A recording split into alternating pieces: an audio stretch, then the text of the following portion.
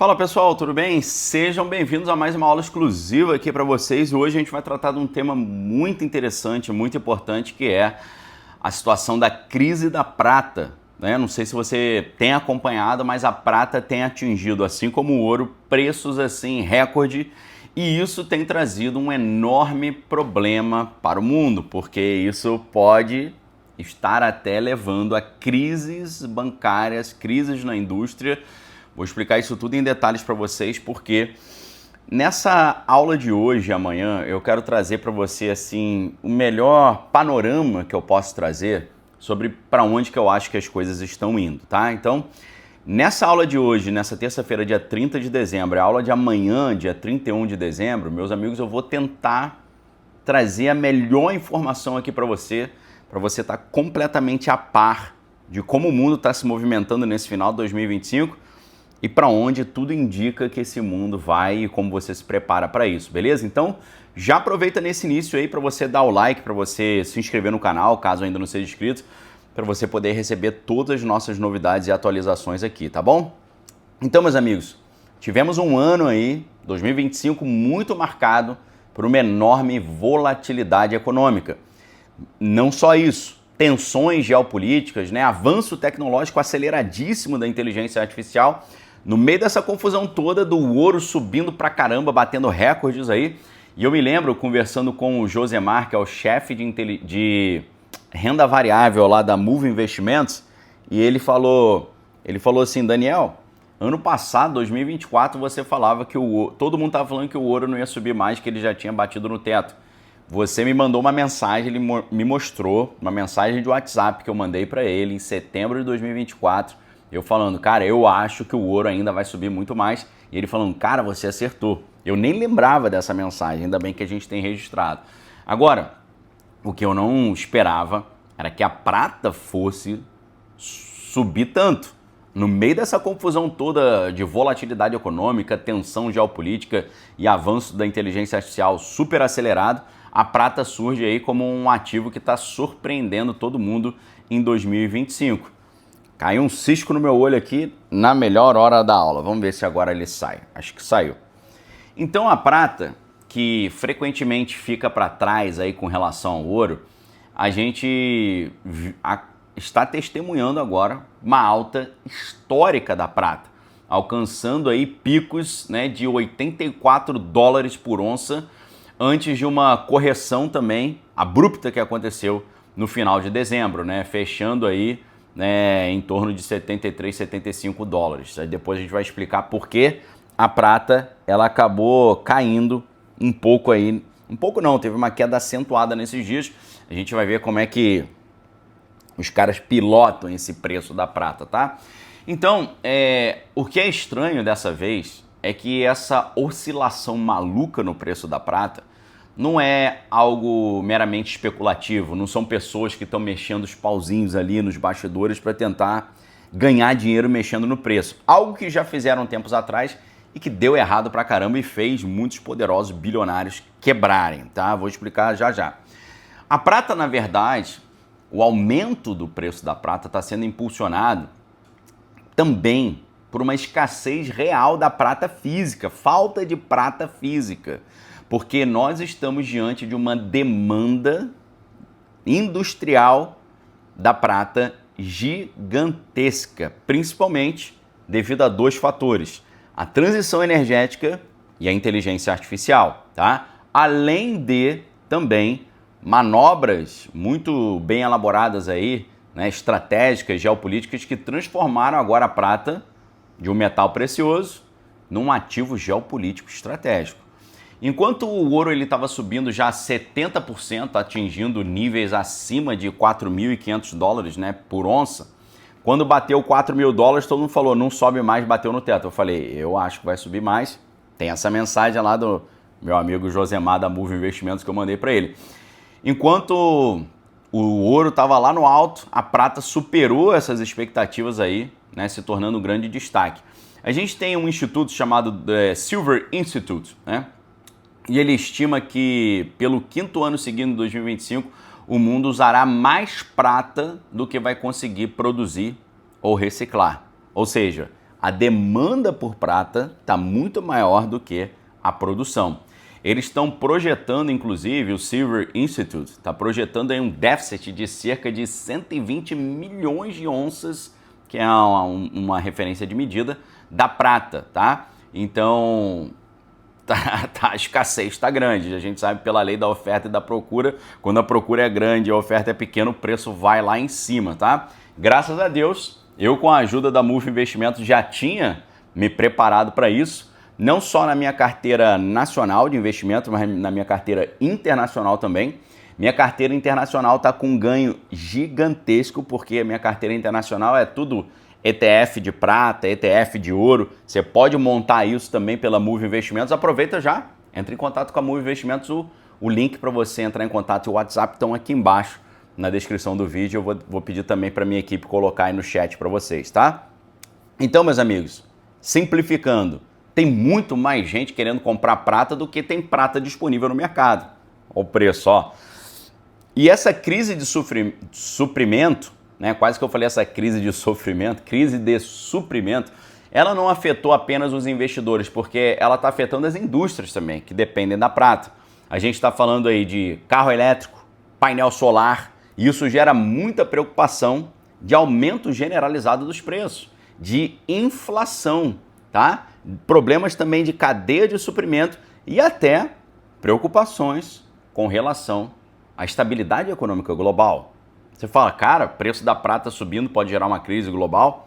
Parece que já está gerando até bancos quase quebrando, dependendo do governo americano, Federal Reserve, liberar dinheiro para eles, tá? Então preste atenção, a prata, ela não é apenas um chamado metal monetário, como é o caso do ouro.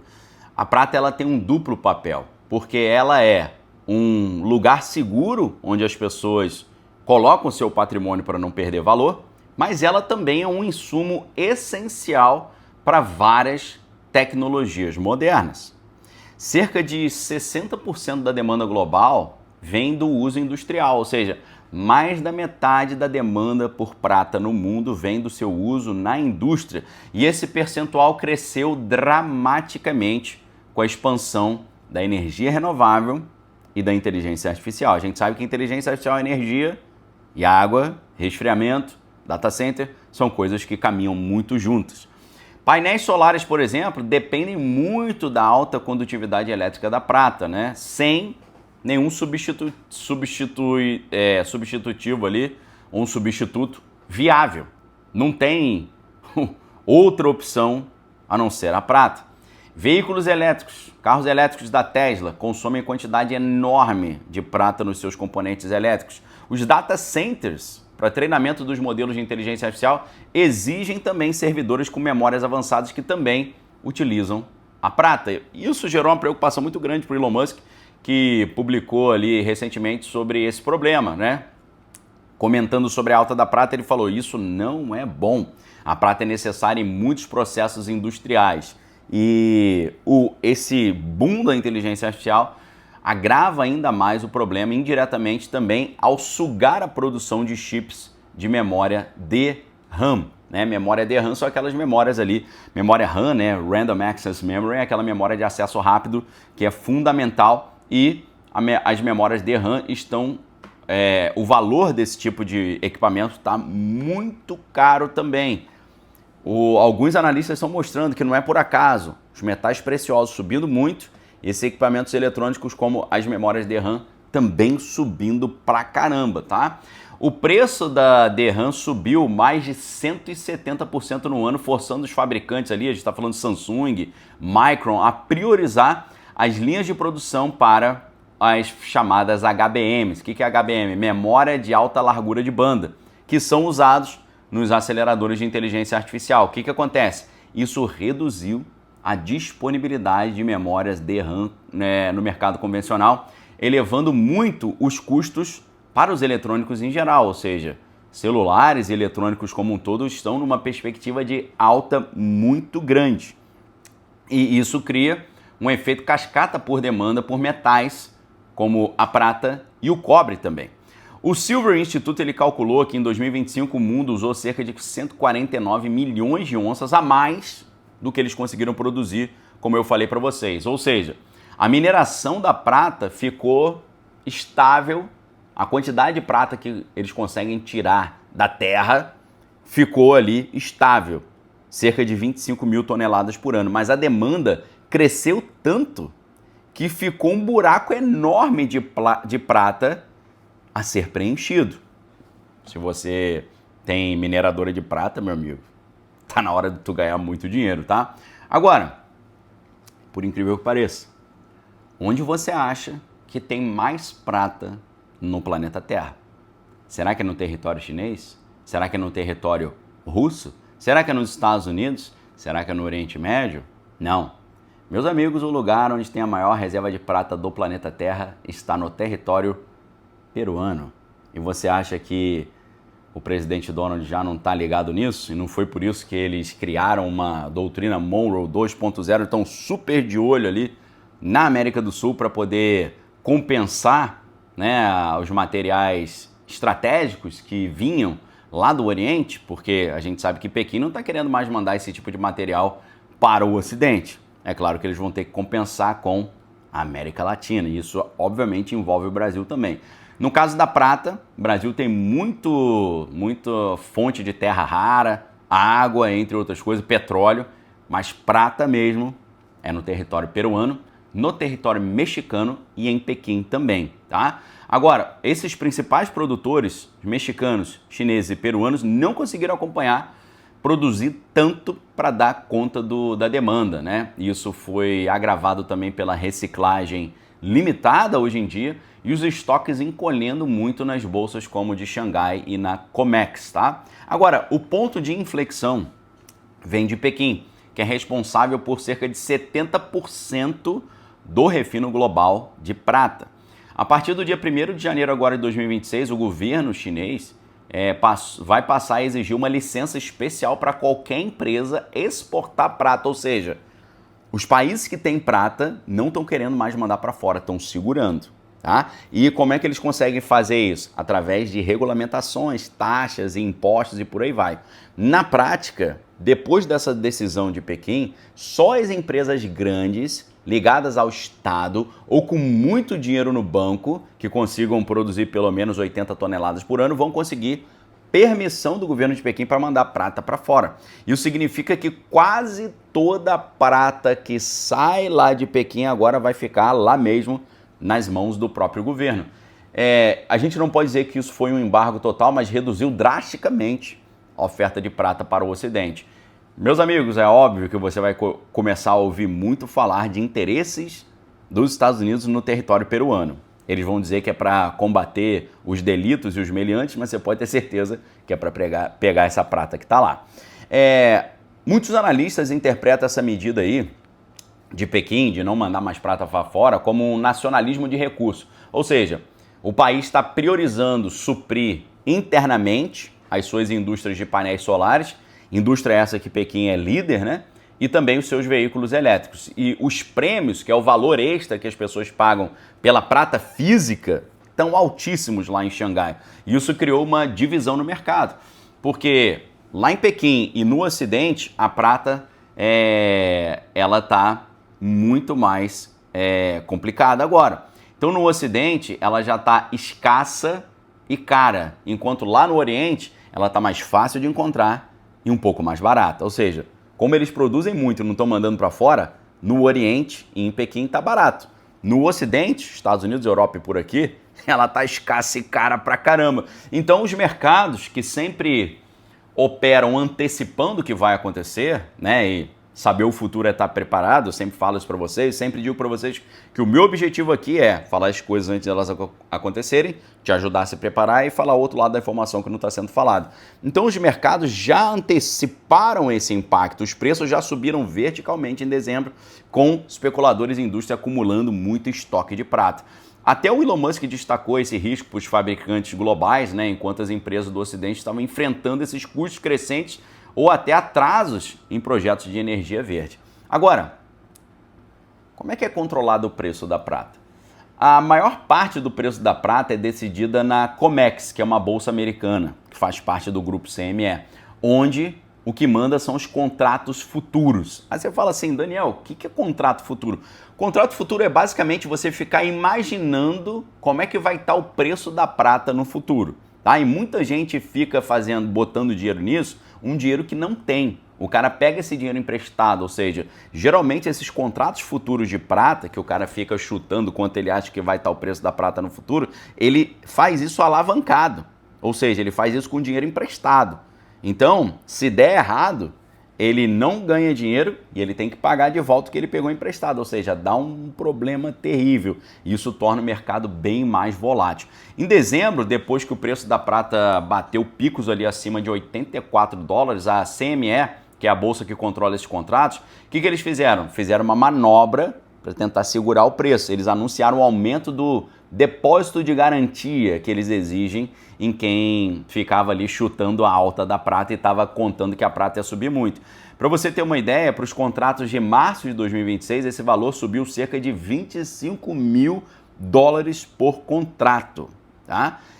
Explicando de forma simples, quem estava pegando dinheiro emprestado para ganhar dinheiro imaginando que a prata ia subir, precisou colocar mais dinheiro na mesa ali, porque eles estão, a CME, né, o Comex está tentando puxar para baixo esse preço. Foi exatamente com essa atitude de controle de mercado que isso fez a prata cair nessa última segunda-feira ontem, tá? Então, essa medida que a Bolsa justificou lá como uma forma de controlar o risco no mercado que está muito agitado, na verdade obrigou muitas pessoas que estavam ali contando com a alta da prata e usando dinheiro emprestado para fazer isso, obrigou esses caras a vender tudo de uma vez. Isso criou uma reação em cadeia. Quanto mais gente vendia forçadamente, mais o preço caía rápido, né? Então a gente teve uma queda que chegou a 11% num único dia. Isso lembrou algo que já tinha acontecido nos anos 80, que foi a Silver Thursday, a quinta-feira da prata, né? Quando os irmãos Hunt, que eram caras ali bilionários, que herdaram fortuna do seu pai, perderam bilhões, né, depois de uma atitude como essa. E também aconteceu isso em 2011, quando a prata chegou a ter 30% de baixa, né? Então muita gente vai falar que a Comex está manipulando o preço da prata, né? Isso porque aumentar essa garantia que eles exigem, essa margem, ajuda quem está contando com a queda do preço, principalmente os grandes bancos que estavam fazendo bobagem, né? Você vê como é que esses grandes bancos, bilionários, trilionários, que têm analistas incríveis, batem na trave e fazem previsões erradas toda hora, né? Então, essa estratégia não apenas protege os grandes bancos ali, segurando a alta da prata, mas também evita que as pessoas peçam o saque dessa prata real. Isso porque a Bolsa Comex ela tem muito pouco estoque físico de prata guardado em comparação com a enorme quantidade de contratos de papel que existem no mercado, né? Você pode investir em prata comprando prata física ou você pode investir em prata em ações relacionadas à prata, ETFs de prata, né? Então, mesmo com essa queda temporária do preço, tentando aí dar uma ajudada nos grandes bancos e evitar, né, de os caras pedirem o saque da prata e não ter prata suficiente, todo mundo está analisando que o mercado ainda está com fundamento bullish, né? Ou seja, bull é o touro que ele dá a chifrada para cima enquanto o urso dá a mãozada para baixo, né? Enquanto a gente fala de um mercado de urso, bear market, que é de queda, um bull market é de subida. Então, os fundamentos ainda estão apontando que a prata vai continuar subindo, tá? Isso porque a falta de prata no mundo não acabou e muita gente vê preços abaixo de $100 ali como uma boa chance para comprar prata barato antes de subir de novo, tá? Então, essa situação toda já está fazendo circular alguns boatos de que alguns bancos podem estar passando muita dificuldade por causa disso. Lembra que eu falei para você que os bancos estavam contando que a prata ia cair e botando dinheiro nessa previsão, que não está, obviamente, dando certo?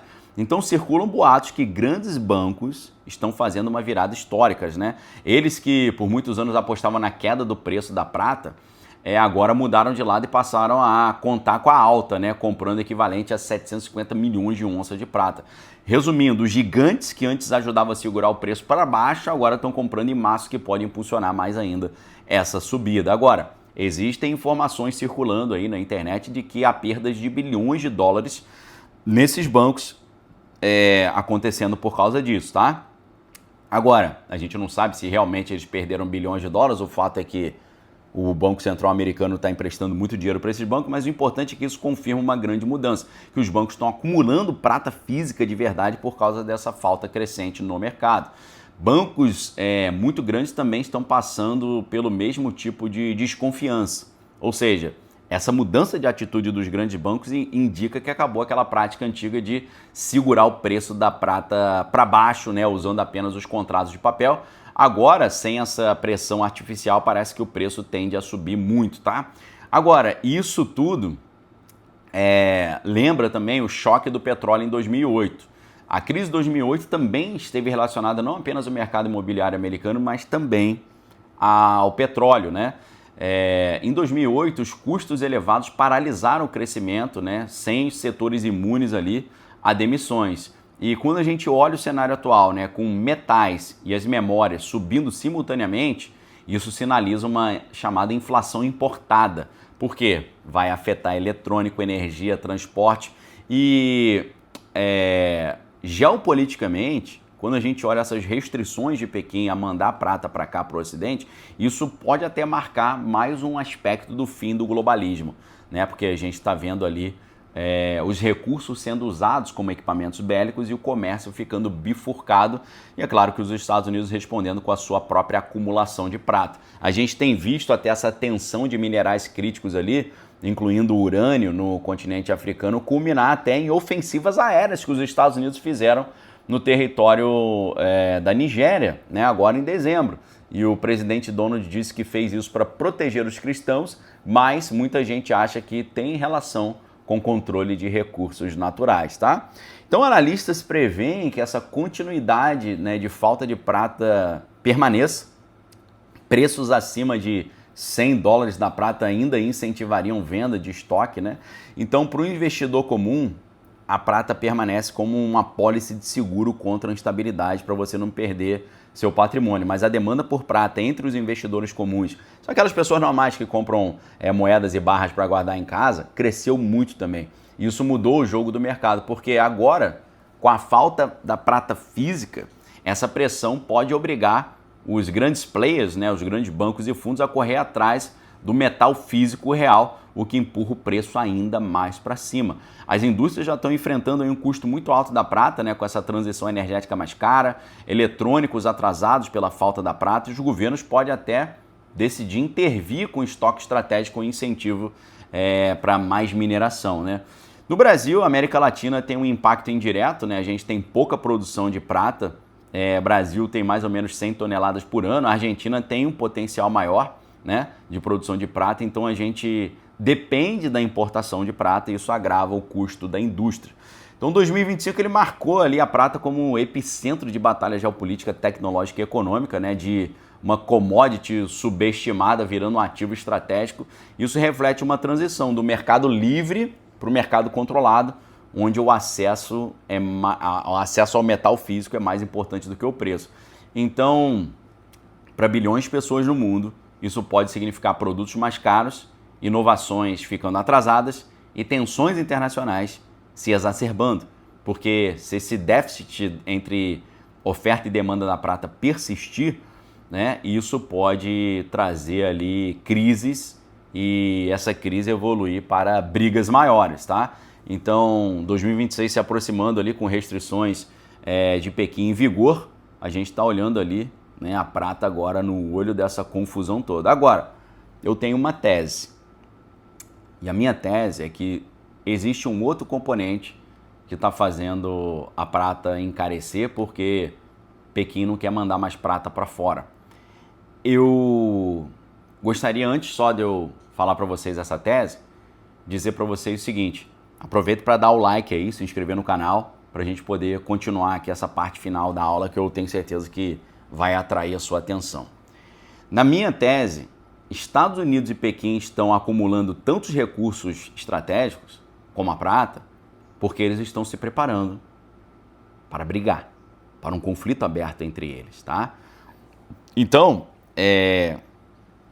isso faz essa rivalidade entre Estados Unidos e Pequim aumentar ainda mais. Não é só o gás, o petróleo, que eram acumulados nos conflitos do passado. Agora a gente está falando de minerais críticos também, como lítio, as terras raras, cobalto, níquel e a prata também, né, que são essenciais para as tecnologias modernas, não só para a bateria dos veículos elétricos, mas também para os projéteis hipersônicos e para os tão importantes painéis solares.